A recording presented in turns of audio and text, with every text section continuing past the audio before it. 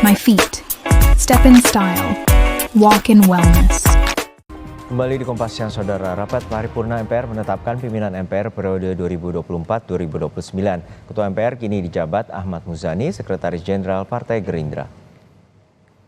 MPR periode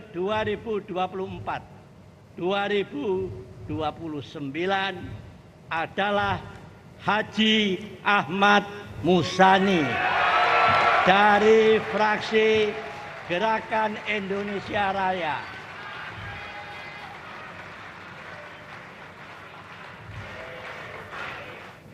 Bagi saudara Pimpinan sementara MPR Guntur Sassono dari fraksi Partai Demokrat membacakan seluruh pimpinan MPR periode 2024-2029. Seluruh pimpinan adalah hasil kesepakatan 8 fraksi dan unsur kelompok DPD.